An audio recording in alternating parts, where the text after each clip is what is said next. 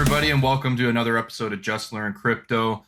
Today, we got my man Twerky, Just Twerky, and we're going to be talking a little bit about the difference between Ethereum and Wax, what his journey's been like. I know he's been super busy lately.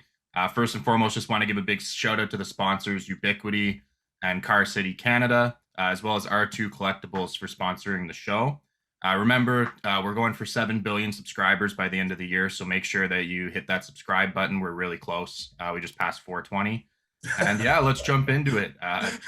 Twerky, other than Shawn, you're my favorite person in the entire crypto space. So how's Hi, Aidan. That's so sweet. how are things going?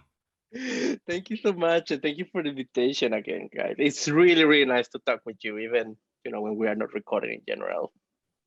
Really, really, really, really, really have a good time with you and what you're doing. Really, really like it. NFTs have been good.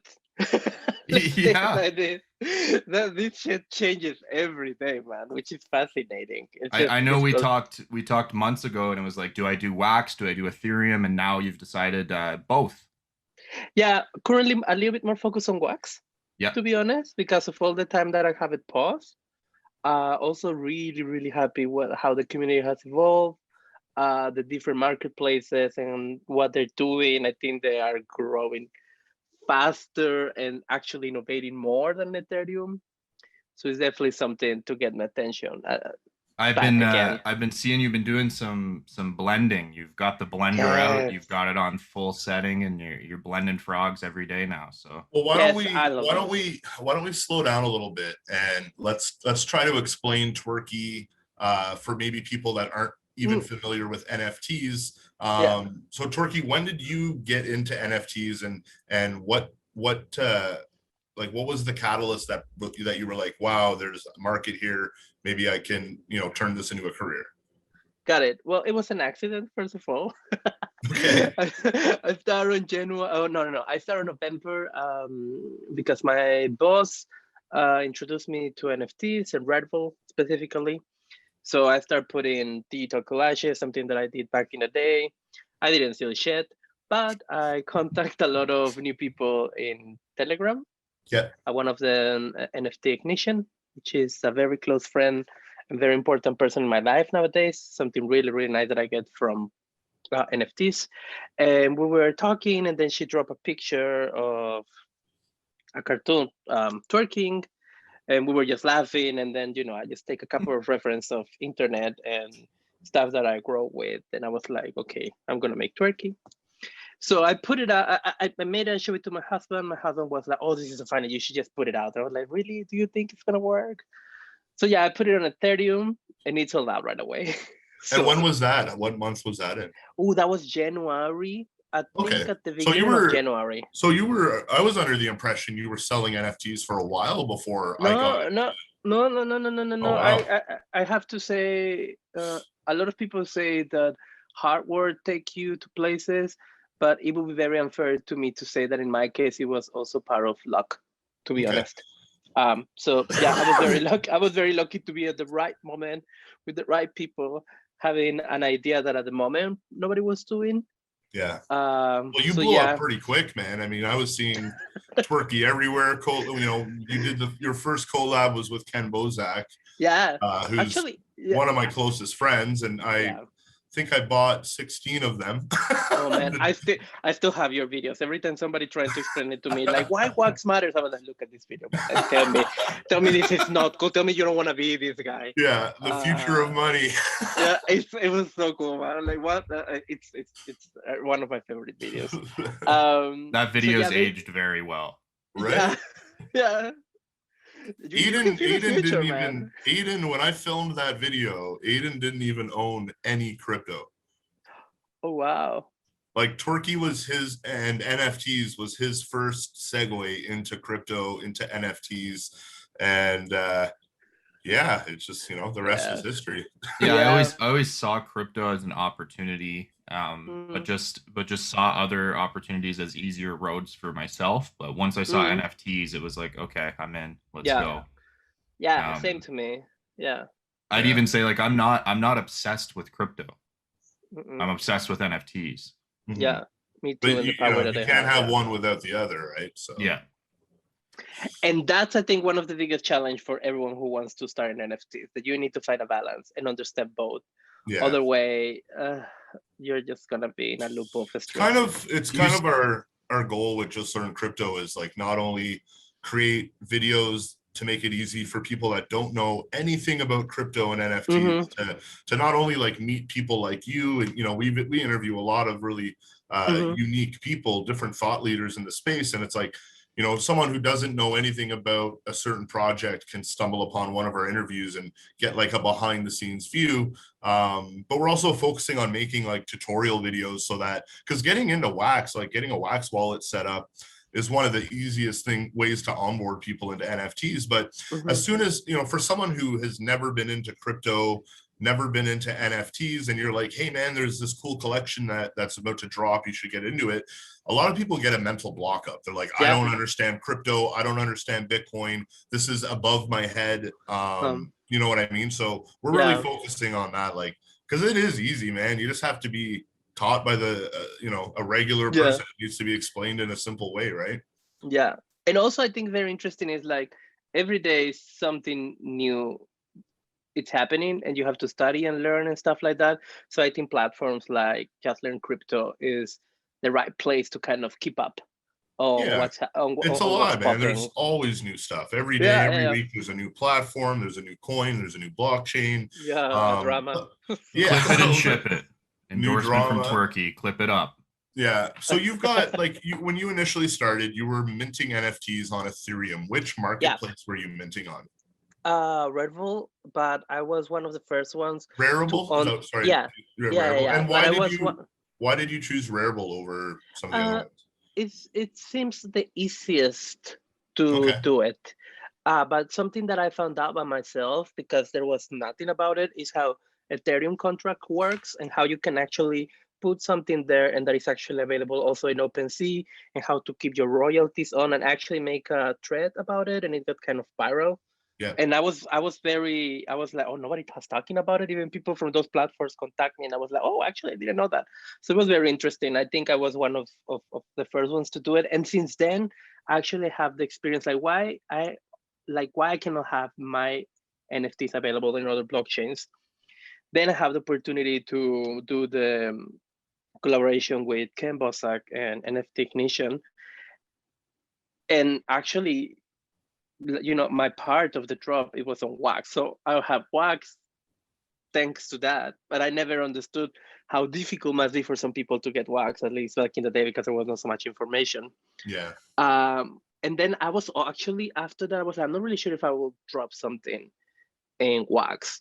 But then I bought a token in Ethereum that I can use it for having 1 hour talk with Pranksy. Okay. And one of the questions that I have with Pranksy is like, hey, what should I do? Should I try to do something in Wax? And he was like, to be honest, you should never be dependent on any blockchain or any platform. Yeah. And at that time, I think he was working on something on Wax. I'm not really sure if what happened, if it's paused or if it's going to happen at some point, but he encouraged me to do it. And I was like, you know what? Nobody else is doing it from the Ethereum kids. I will try it. I just wanted to work to do something that visually looks different, but not just a text on it. To be honest, I wanted to do something meaningful, like a full concept, something that looked completely different. So I took my time to study what I believe is the target people in Wax, which is completely different, the collector of Wax, as other platforms. So once I figure it out, I put it out and it started working, man. So what, in your own words, can you explain why Neftyblocks is such a game changer? They makes Neftyblocks, first of all, it makes so easy. It makes everything that Atomic Hub should be doing at this point. And to me, it's fascinating that two guys in, I don't know, I think it was like less than a month, were able to pull this together, to be completely honest. And how easy it is to make drops, to make blends, and to make packages. Like no other platform can do that. If you want to do that, you need to pay for a lot of developers that they're gonna probably experience for the first time with you. And in Neftyblocks it's literally drag and drop stuff and selecting stuff. It's so easy. It's incredible. Have you found any friction with having people need to learn how to use another platform aside from Atomic Hub? Like, have any of your collectors been like, hey, I don't know how to use Neftyblocks, like this is confusing for me? No, actually, I was introduced by Neftyblocks and actually my love back to Wax came from Sebastian, who has the Dutchies. Yep. Actually, his first NFT and his father was Twerky, and he recorded his father buying an NFT and how he was, oh my God, I own this. Pepe Painter is the name of that Twerky. And I actually vibe with him a lot. And he's the one who basically helped me to have, I don't want to say give it a second chance to Wax, but to fall in love again in a way like, oh my God, this is so interesting. And it has nothing related with sales. It's with pure fun. Yeah. Like he showed me how fun Wax is, and it's like, why you're spending, getting all stressed in Ethereum because market is carrying very bearish and stuff like that. So try this, do it for fun. And after that, I have been kind of spreading the word about like, hey, don't go to that Tesla's blockchain that everyone is like, oh my God, it's eco-friendly. And it's like, how's it called? There's no gas. And I was like, man, why you have to do that? Like Wax does that. And the technology that it's based on, built on Wax is way better than that. Like, just don't go for the hype. But anyway, I understand now that there are two different markets. Yeah, so. It's a constant thing, right? I mean, I've been in crypto and Bitcoin since 2017, and I was into Bitcoin right before the ICO boom happened, when we saw thousands of new cryptocurrencies coming on the market, and a lot of them had better technology, faster transaction times, lower fees for transactions than Bitcoin. But it's really hard to get people off something that they fell in love with and that they're comfortable with. And I think that just proves how early we are in this whole space, not just NFTs, but crypto, where it's like, people will be like, it's like being like, dude, here's something faster, cheaper, bigger, and you're using something slower and more expensive, but you're emotionally attached to that because, you know what I mean? It's like, I think it's going to take some time for people to come over. I think Wax is so undervalued right now. I think it's pretty ready to blow up. I think a big thing is just like what Atomic Hub and Nefty as well are doing as far as user interfaces. And as you said, like both on the minting side as well as on the purchasing side and being able to view your collection, it's just a lot cleaner and a lot more user friendly. And that's something that I don't think should be underestimated, how much it's going to affect which companies succeed. As far as barrier to entry, I see possibly kind of another alternative that's going to be coming around in the next 12 months is, more of a mainstream company where it doesn't involve crypto at all on the front end. You're purchasing NFTs with credit card. It's doing everything else on the back end, and that's it. I mean, we're seeing people selling NFTs on eBay. Yeah, exactly. So I think the big thing, and hopefully it's somewhere that me and Aidan can fall into with just certain crypto, is just educating people that aren't into crypto on just the basics. Like, you don't need to understand how a blockchain works to use Bitcoin. You don't need to understand every detailed technical aspect of NFTs and smart contracts to own an NFT. You know what I mean? You just don't. Yeah, exactly. But I think it's very interesting. I think we're getting there. But yeah, I think actually going a little bit back to what we were talking at the beginning, I do think, and with all my respect to Atomic Hub, because I really like what they have achieved, I think they were very slow in update their user interface. And that it really hasn't changed since January. And that really impact the reputation of Wax as a blockchain. There is other marketplaces, but Wax and Atomic Hub are very connected. Like, they're locked together at the ankle. That's why every time when somebody said like, hey, I want to try something, I was like, okay, you have to understand Atomic Hub because you still need to do it.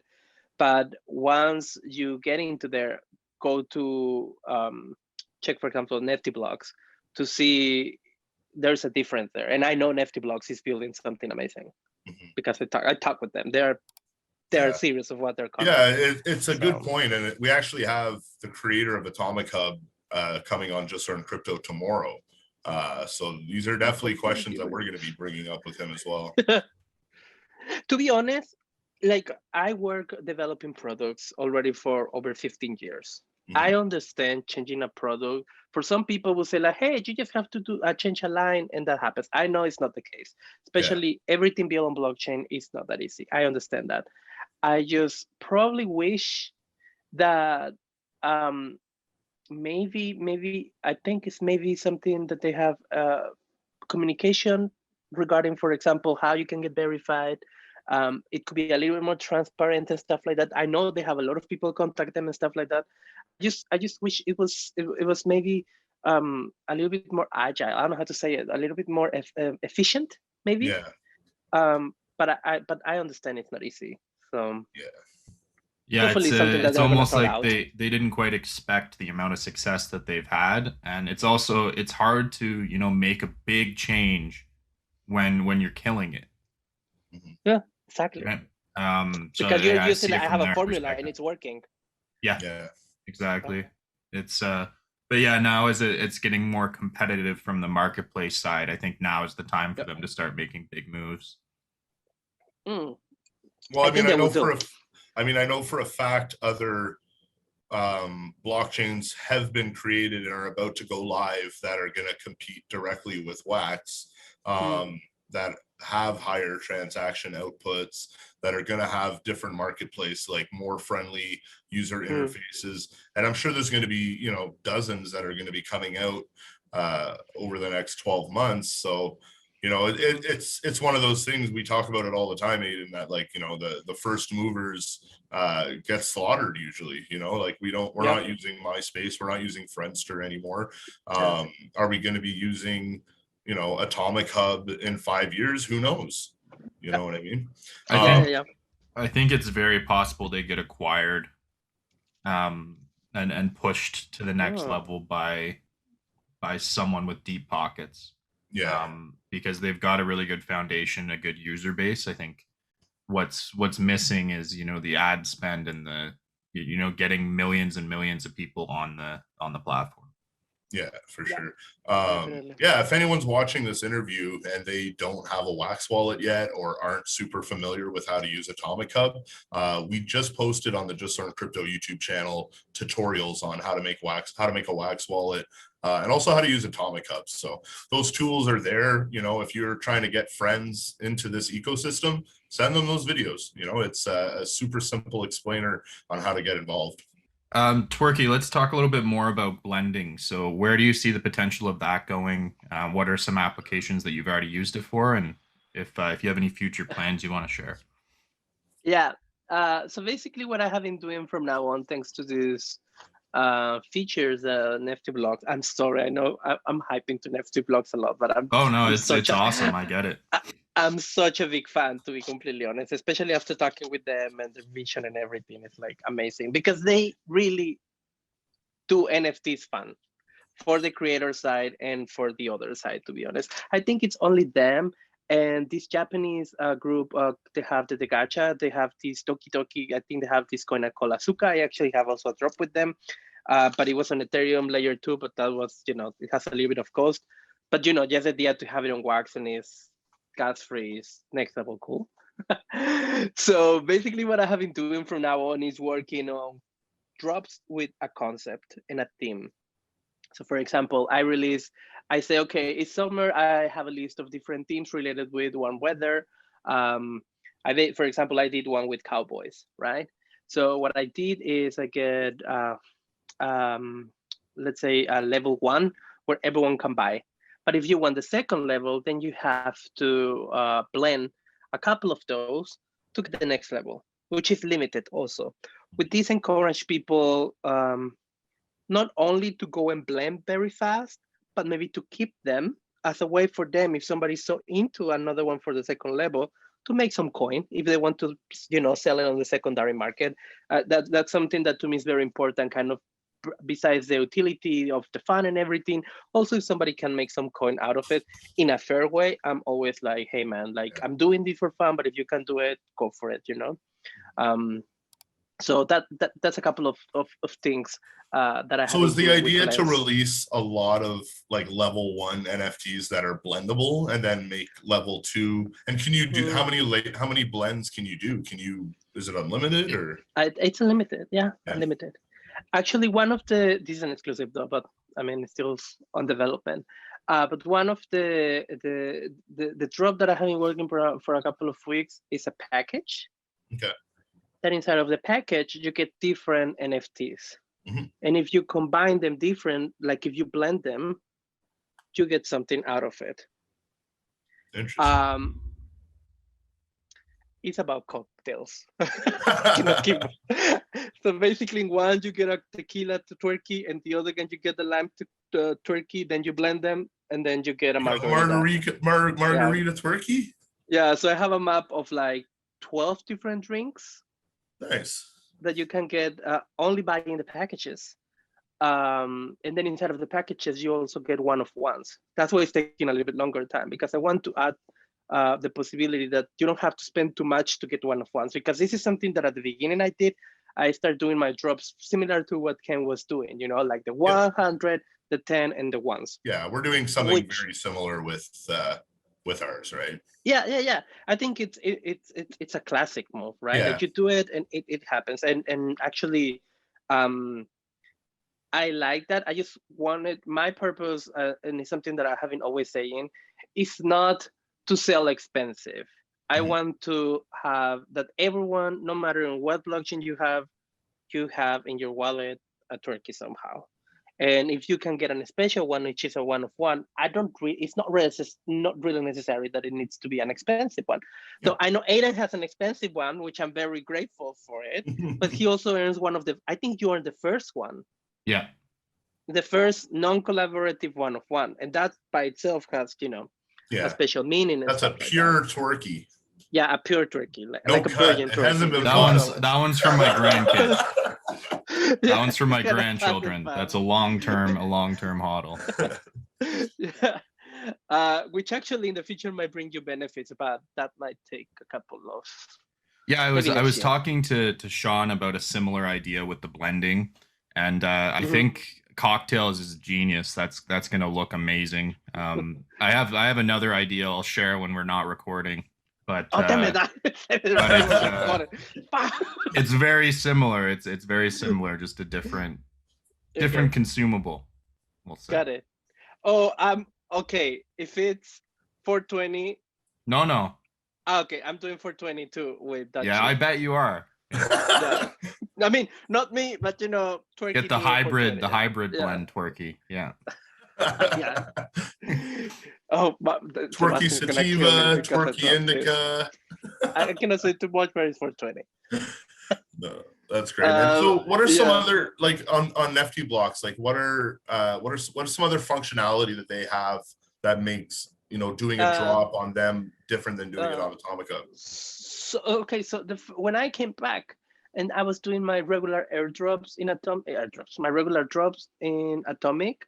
And all of a sudden I found out that bots, it's a thing in Wax. Yeah. And a lot of them were able to get the first ones. And I didn't like that. Yeah. I mean, who would like that, right? And then somebody told me, hey, you can do a NFT whitelisting. But honestly, I don't like whitelistings. Personally, I think you should only use whitelisting if it's like a reward, for free for a specific wallet addresses for friends that they have. I don't know. I think personally, I feel it depends on how large your fan base is. If you're a collection that's selling out within seconds with or without bots, then whitelisting removes the bots from the equation, which I think is a good application for it. If you're going to be up for a minute or two and people have a fair shot at getting one, then I think whitelisting isn't the way to go, because you want to give everyone a fair opportunity. The problem is, at some point when I start doing my drops again, before my drop, like in the last 15 minutes, not kidding, I get over 100 messages of people wanting to be whitelisting. Wow. It's just too much work and too much stress for doing that. So what Neftyblocks provide is a pool where you pre-mint NFTs. And no matter if you're the first one or the last one, You randomly are gonna get a That was my idea. Oh, damn it. Back in January, I was saying that it should be a lottery system, like what they do for like expensive shoes and stuff. They do a similar thing. Yeah. So that's what I did in this. All my drops right now, I do that. I pre-mint them, put them in the pool, and just like, hey man, go for it. Like if you want to use all the money in those bots just to get the number one, up to you. To be honest, I also start limiting the drops in order to avoid that. It's also a little bit complicated because my formula kind of makes a mathematic in a way that everyone can get. If for example, if the Twerkies are blendable, I wanted to be sure that you had the opportunity to buy the maximum amount of Twerkies from the first level to the second one and the third one, depending on the blending. So that's also a little bit complicated, but the other option that's out there is blacklisting, which I know that's something that Ken has been thinking about doing. That's an interesting solution as well, where if you see that there's for sure somebody's gaming the system, then you can just get them out of there. Yeah, that's actually a feature that I think it's necessary, blacklisting. Yeah. I also think region segregation is important for not only for legal reasons, but maybe also, for example, if you want to distribute a drop that, for example, I have collectors in Asia, right? And if I make a drop in regular time for Europe and USA and Canada, they miss it most of the times. And kind of say like, oh, I'm gonna wake up at 3 a.m. to make a drop. It's like kind of, like you can do it, like you can set up deadlines and everything. But if you want to kind of say, okay, organically, I want to that at some point it stops and then it goes again. I think right now it's not possible. Yeah, I think that one is also important to have for sure. It'd be cool to do a series that's based on regions, especially if you could lock it so that you can only buy it if you're in that region. Yes. Also, NFTs that evolve by time. To be honest, I think it's something really, really cool. Marley wanted to come say hi. Oh, Marley, do you have a question? She's like, why are you hiding in this room all alone? Hey, buddy. Hey, Marley. Cute. Actually, I think also NFTs that I got distracted by the doggy. That change by time, for example, imagine that you have an NFT and then you say, okay, if you buy it now, you're getting this. But at some point, this version will burn and automatically I'm going to get another one. Yeah. That will also I see it kind of like Pokemon, right? Like you could have a baby Twerky and it grows up over the course of the next 4 years. Yeah. Exactly. That would be also really cool. I think something that it's more connected to time to make it a little bit more connected to real life would be really cool. Yeah. So you got a Twerky shirt on. Are those for sale on the website now or? No. This one was made by my friend for my birthday. Nice. But maybe it's testing for something. Well, I know I messaged you about it and you gave me the go ahead. So we're gonna have the Just Learn Twerky NFTs available on shirts and hoodies and stuff on the justlearncrypto.com website, which is going live any day now, actually. Oh, really? Soon?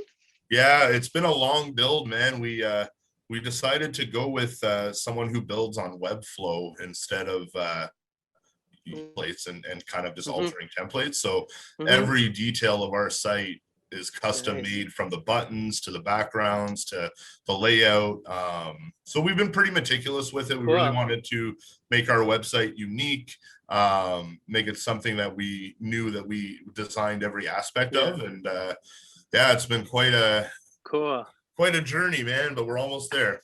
Are you familiar with Digital Ducks, Twerky? Digital Ducks? No. It's it's very similar to what you got going on. It's a collection on Atomic Hub, yeah. Oh, Digital Ducks. Ooh. A little stabby. Little. Yeah, we were friends. We were friends. Yeah. It's someone, I mean, I just want to keep the nice memories I have with him because he helped me at the beginning with my first drop. Okay. He's actually in Germany, so it's not far from here. It's something, it's someone I admire. And at some point when I was not doing my drops in Wax, I was directing people there because I really like him. But yeah. Yeah. If you check the website, you will see why. Oh yeah. Yeah. No, We're not talking. Yeah. I saw I made the joke with Shawn. I said, this is Twerky's way of being on Wax without his Ethereum guy. Yeah, we actually had a conspiracy theory that it was you. We thought it was you. Actually you behind it. No. Actually, he decided to come with the docs after okay, so he helped me setting up my first drop by myself, and then I put the price based on what I was doing in Ethereum, and he was like, nobody's gonna buy it, man. And I was like, well, I'm sorry, but this is kind of like what I do there, and I wanna see if it works here. And it worked, and after that he was like, wow, so people actually buy for this amount? And I was like, well, I mean, I'm not sure if it worked for everyone, but I think it's working for me. Yeah. So after that, he developed something, and he was like, hey, can I show you what I'm doing? And I was like, I think it's actually a really good idea. I always told him, just be sure that at some point copyright somehow is going to come to you. So you need to understand how parody rights work and more, right? I mean, it's just an advice. And then he was like, hey, I'm making a website and I want to show it to you so you can tell me what's up. Then he showed me the version of the website, and it looks very similar to what I was doing for my Wax landing page. Yeah. Way too similar. Very similar. Yeah. So it's not the current one. It was another one before. And then I'm pretty sure you saw it also. Yeah. So then I talked with my husband. I was like, man, I'm like, I know I didn't invent anything of this, but I haven't worked in developing websites for a long time. So I make decisions based on my expertise. And then I feel like this happened. So we talk, and he was like, hey, maybe you should just talk. Maybe he's not aware of that. So I was like, hey, I forgot his name, but Tito Duck. Man, I think maybe, I'm not sure if this is as your first presentation of your NFT might be a good idea, because maybe people can see that you're copying me, and that's not the case. That's what I said, because and I think he didn't get it. But then I was like, let me help you to change this, because in my head I was like, maybe this guy is not that creative for doing a template from zero. Well, not template, a website, because I didn't use a template. I did everything by my own in Webflow. Yeah. You can see in the animations everything how it's similar for a reason. Yeah. So it looked different. I was like, okay. Then we continue talking. Then I make my post, and we're always friendly to each other. When I post on Wax, I was sending people to his way. And one day somebody was like, oh, so you're copying the website of Tito Doc. And I was like, what? And I went to the website, the current website, and I was like, oh my God, again? Like, so yeah, we have a couple. It's gonna happen. There. I mean, people want to replicate something successful, and it sucks, and it's I've dealt with it. To be honest, I mean, he say it. I think after having a really heated conversation, I realized that for him it's not important, and he actually didn't understand why it was so important to me. And I was like, I have been copied a lot of times in different things, but the fact that I like you and we have this conversation before, it really, to be honest, it's not that annoying me, but it really made me very sad. Yeah. And we were kind of talking nice to each other, and it sucks because I really like the guy. I just realized that maybe some people I thought we were more genuine. Yeah. I would say. Yeah. And also the collection I thought was more genuine. And I was like, oh man. Not everyone's your friend, man. Yeah, that's a mistake also. I have been very open lately to give extra time to people to talk and explain about NFTs. Dude, you've been doing a lot of collabs with a lot of people, man. I could do more, to be honest, but at some point it's impossible. But it's also something that I realized with time now, that I have to be more careful with the time that I give to people. Of course, for example, with you, and we are friends, right? Like if you come here to Europe, like it's a different vibe. But with with new people, like I have make a lot of interviews and stuff like that that never show up. For example, a couple of collaborations that I spent time on it that kind of like they were not there anymore. So it's very interesting because then you can see how people is here for the art and who's actually doing it for the coin. Yeah. And I don't have a good filter for that. No, so. I feel you, man. I mean, that's partly why I brought, like, I started Just Learn Crypto back in 2018. It was, something I was doing on my own, mostly for fun, mostly so I could talk and network with people in the crypto space, but every time I tried to turn it into a business or make it profitable, because I'm very similar to you, man. I want to be friends with everyone. I trust everyone. When someone reaches out, I assume they have good intentions right away, when a lot of the times they don't. And me and Aidan run a different business together, and I saw how he handles business, how he handles relationships with people. And I was like, man, like, I need someone like that involved on the business side of JLC, or else it's just going to continue to be a passion project for me, when, like, ideally I want to turn this whole brand into one of the top education platforms for crypto. So we need to be more Aidan. Yeah, you need to be a little bit more. I know Aidan comes across as unemotional. I know he has emotions, but he's a lot better at leaving them out of certain scenarios than I am. The biggest thing is if the other person in the interaction isn't winning, that should be a big red flag. If it's not a win-win situation, it's a big red flag. Like, I always try to structure deals so that everybody's winning. And I'm never going to take the L. I'm pretty upfront about that from the beginning. But there's ways, especially in 2021, to structure things where everybody can win. But if somebody's just giving, there's always more to the story. As you've seen that, they have an ulterior motive that just hasn't come to the surface yet. Yeah, just for the record, I mean, my experience that I have with Digital Duck is just between me and him, in the way that it's more like, I still, at this point, I have been realizing that it was more a communication issue, because English is not our first language, but I'm still very impressed for what he has been doing with his collection. Besides the way that he executed and everything, he's really good. You can see his Discord. I mean, I used to see his Discord, but you can see his Discord, how active he is, how he gives to the people. He's building community like nobody else has been doing it as a collection.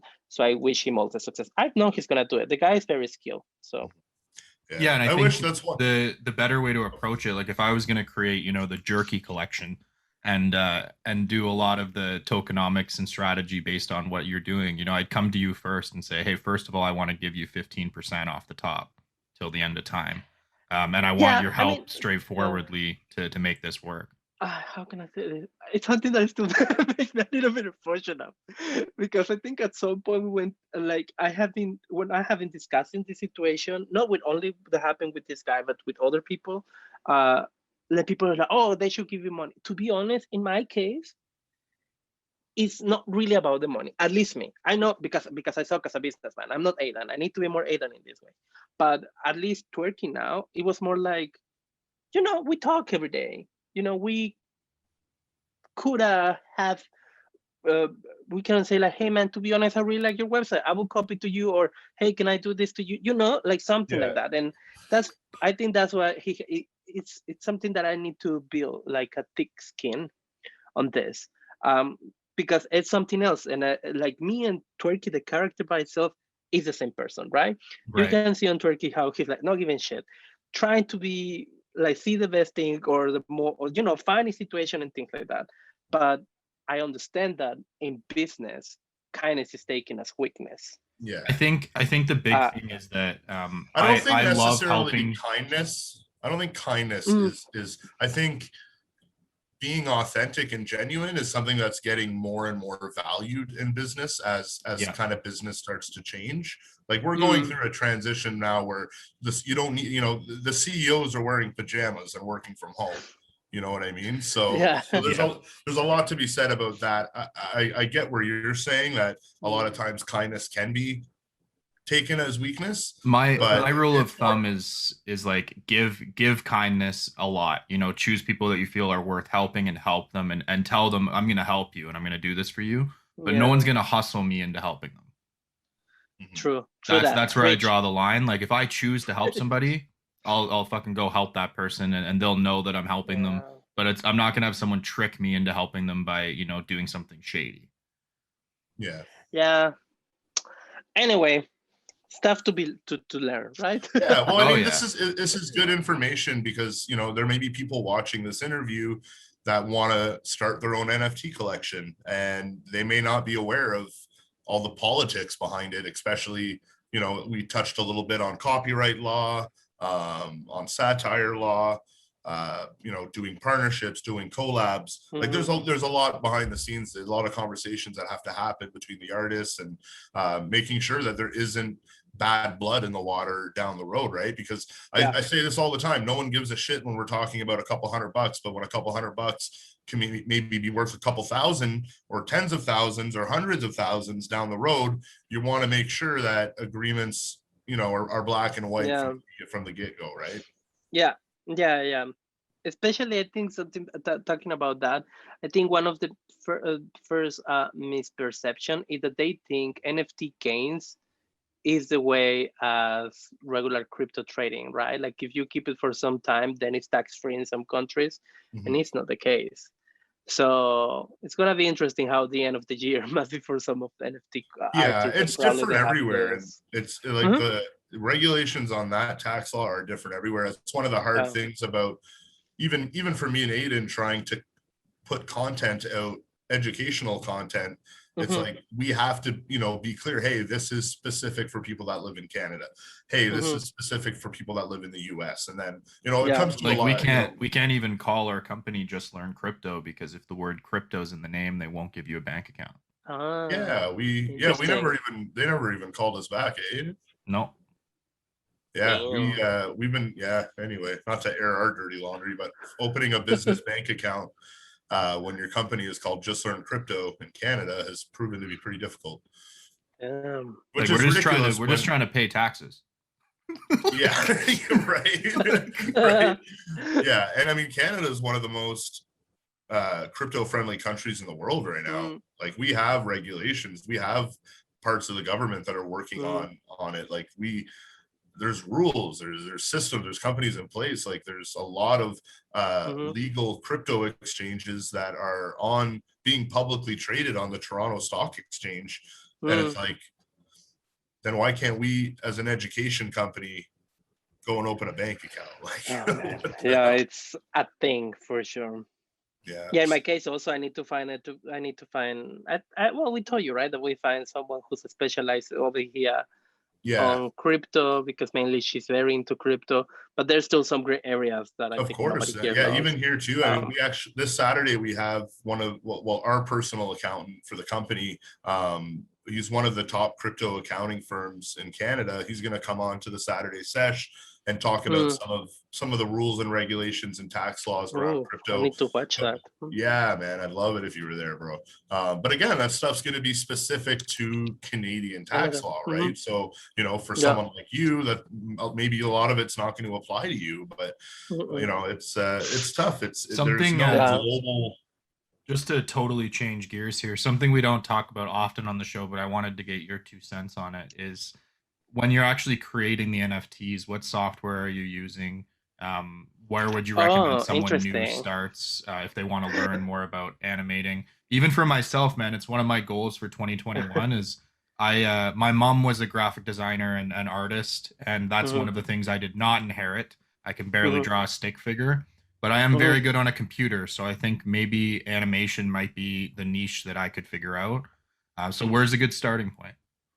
So I use Figma as my product design tool for what I work in real life job, doing app and websites. And something that I realized is that I'm not the best illustrator, but what I can do really good is work with shapes. So if you take a look at Twerky, actually, if I will send you the editable file, you will see that everything is shapes merged to each other.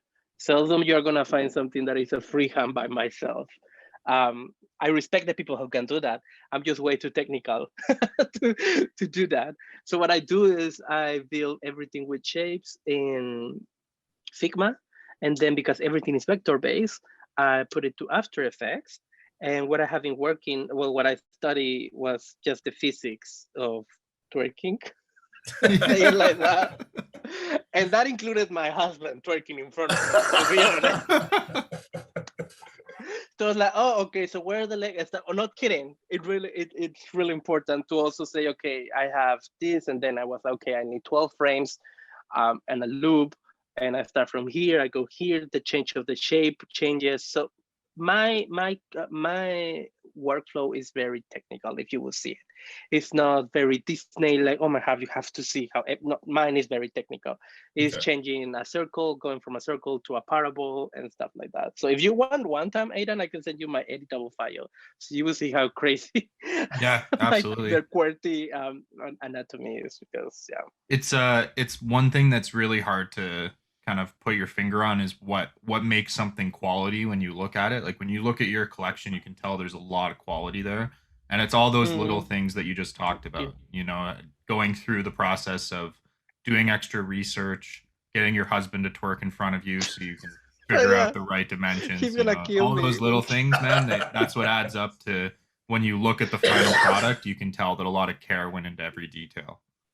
Actually, and this is something for the record, I don't have a template for Twerky that I just put something on. If you actually see, the twerking is different in each one. Yeah.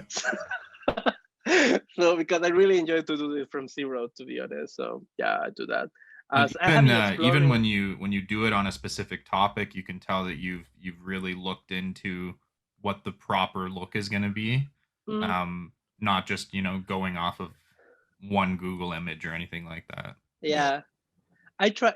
I think it's probably one of my biggest challenges, because so what happened is, like, before NFTs, I consider myself a designer, not really an artist. I always say I'm a designer that have an artistic eye, right? So all of a sudden, Twerky was born, and then I start to building NFTs based on him, and then I realized that I needed to kind of build a style around it, and probably that will be the style that will define me as an artist. So it's something that, if you can see the first Twerky until now, you see having explored it with a stop motion with different techniques in order for me to understand why is my style, because I think that's actually what can keep you around for a longer time. You can see with Few Wishes how he has a defined style, right? This like pop art, cartoon network, Picasso style that it takes a lot of time to develop. And I basically start in January. Yeah. So it's also something that I'm still working on. There's people that inspire me a lot, like, the Neon Cat, for example, is Chris is someone I talk almost once a week. Is someone who inspires me a lot. There's a lot of people basically that I can mention, but yeah. So that's probably what I have to do now in a long term, is to define a style. And I do think this is probably my style, like some kind of pop art meme. Yeah. So. Oh, I love your style, man. I love having them in my wallet.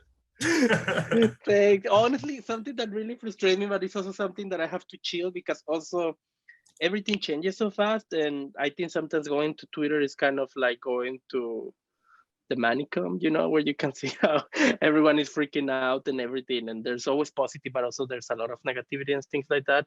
Yeah. Is how to bring utility for what I have put out already. Yeah. I think that's what a lot of people are struggling with is, you can come up with a great NFT, a great design, sell them to some people, but how do you scale that? How do you continue that? You know what I mean? Yeah, we still have our planet selling more pictures of flashlights than anybody's selling of anything. Yeah. Yeah. And it's that's one of the issues, but I see it as kind of working itself out over time as there's more of everything, more marketplaces, more places for utility, because it's going to happen naturally, man. It's the same way that ICOs, people were like, why the hell do we need 5,000 different cryptos? Well, the answer was we didn't, but 5,000 of them came out within a 2-year span after 2017, and naturally the market filtered out the ones that were shit and the ones that didn't need to be there. And that's going to happen again. We're in a bull run right now with crypto. Even though we're in a little bit of a correctional phase right now, this bull run's not over. We're going to see a bigger pump coming up, and then we're going to see a correction in a bear market for a couple of years. And what that bear market does every single time was swimming naked, and who had a team, who was building a real project, who really cared about their art, who was in it for the long run. Because the second the market disappears and you aren't selling out your NFTs in 2 seconds, a lot of people are going to stop. They're just going to disappear. I see it. And the ones that it already happened, man. I see a big change being that, like, right now, a lot of collections are, they're after our planet to get verified. And when we have someone like Twerky or R2 collectibles that are, still on a waiting list, that gives our planet a lot of power. That means, they're that important that, we have these huge collections waiting on them. Once there's 5 options for where you can utilize your NFTs, then it flips back the other way, where you have these games are now trying to acquire, listing the best artists and the most popular artists. So we're gonna see. I think my prediction is we're gonna see people like you, Twerky, that are gonna get approached by multiple platforms, to have your NFTs have Mhm. utility there. And then it's gonna be about, well, I own a lot of this collection because it's usable in 4 different places. So I can move them around based on what's hot right now, what's gonna make me the biggest yield. Mhm. And I think that's where, because staking's not going away. That's the reality. So I think the correction for Yeah. the artists is that there's going to be more options for where you stake your stuff. Yeah. Definitely. Yeah. Yeah. We'll see. I actually, do you know immersives? What is it? Immersives or immersives? I don't know how to pronounce it. It's No. like it's a wax like crypto voxel thingy, like a metaverse. Is it called metaverse? You're not talking about Uplift, are you? No. Uplift, I think, is also one, right? Like it's a 3D Yeah, voxel thing. I just got onto it yesterday pretty hard. Yeah, I think It's, I think we should be pushing to have the Twerky Club on Uplift. I think that would crush it. Oh, that would be really cool. Yeah. I have to take a look also, because I got the feeling, and this is also something that I know with time it's gonna change. I think a lot of really cool projects pop almost weekly, but the communication, it's so complicated because everyone is announcing stuff. yeah. You're just missing things. Well, if you're on That's Telegram, every 5 minutes, someone's like, check out my drop, check out my drop, check out my drop. Like, yeah, it's getting more difficult to get attention. Actually, that's why I like NFT Insider.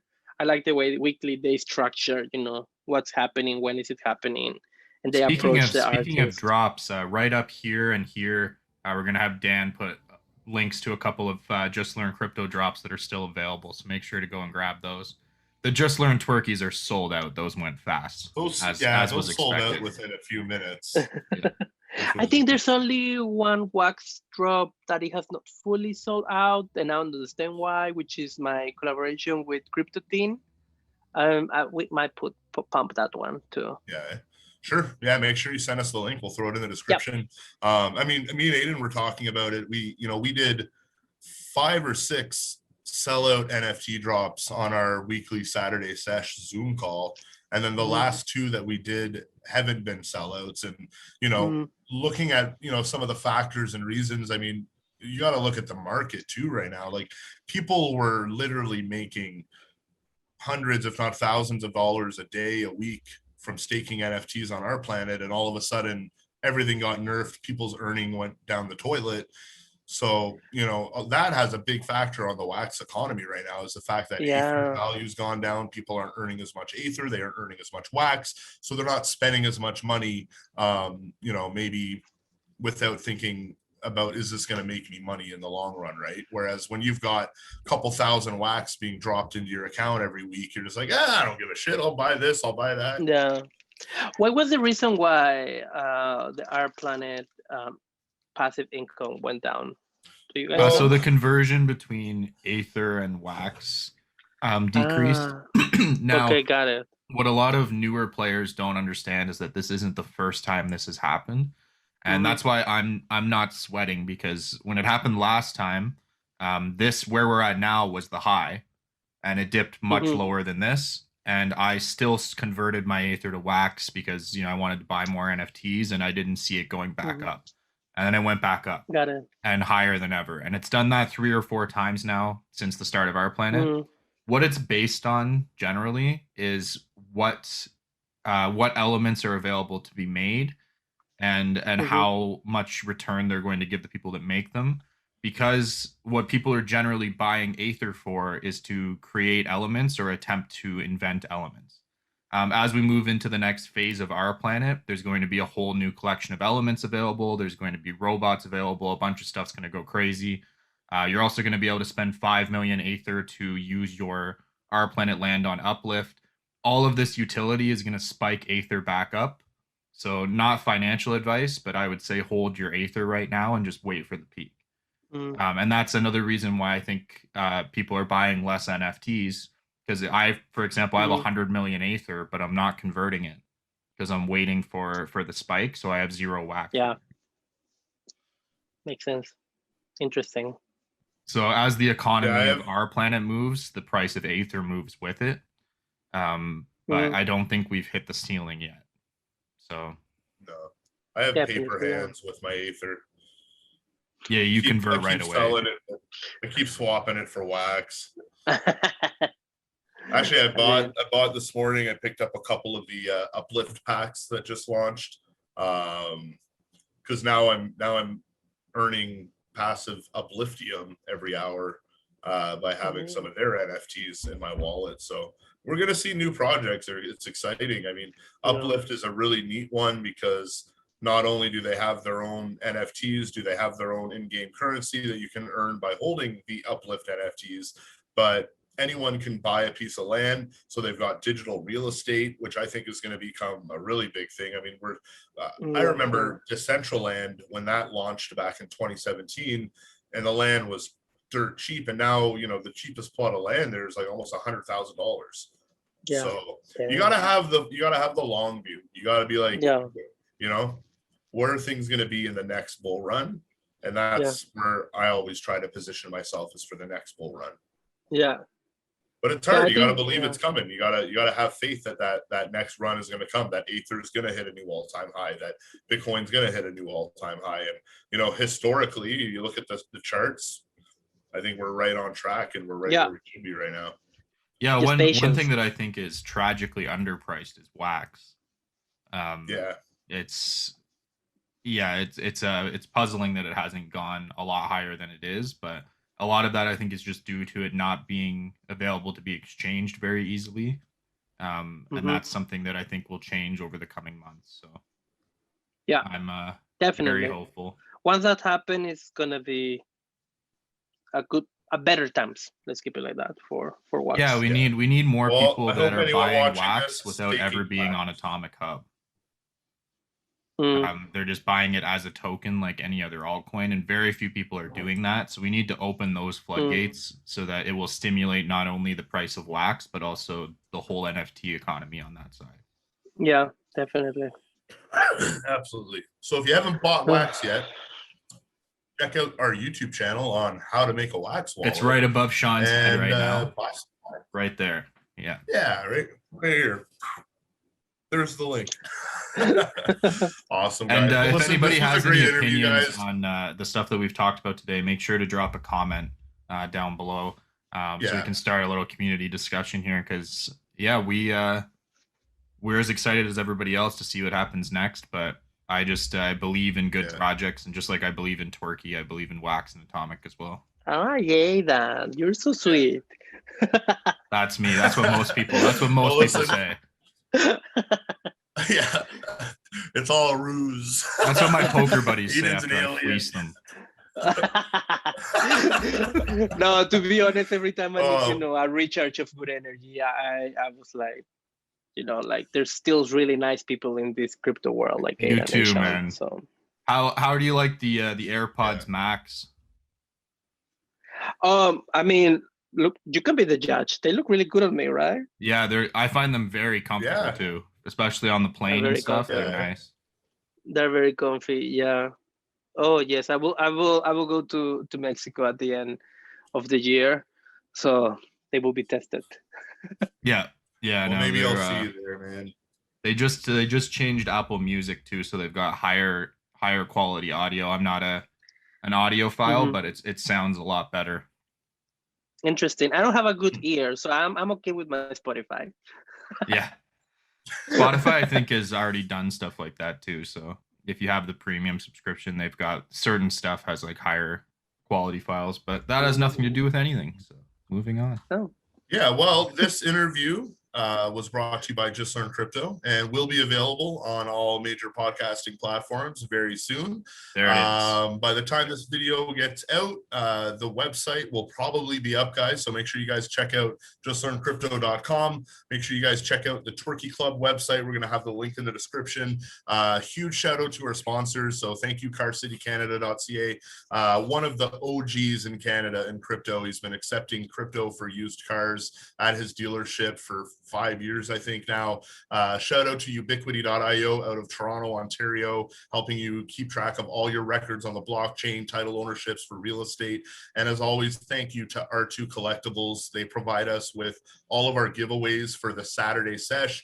And if you haven't been on the Saturday sesh, it is a Zoom call that we do every Saturday at 4 p.m. Eastern. We talk about all things NFT. We have multiple guests. We really break down this crazy community that we have. People bring new projects, and we do tons of giveaways, and most of those giveaways are thanks to R2 Collectibles. So check out their link as well. It sounds sure like the Oprah of crypto. Yeah, exactly. That's amazing. I love that comparison. Yeah, we just need to start doing more pranks and, Awesome. Well, guys, thanks for tuning in. Aidan, thanks for hanging out. Twerky, thanks for hanging out. Love you guys so much. I hope you guys have a great day, and we'll see you on the set.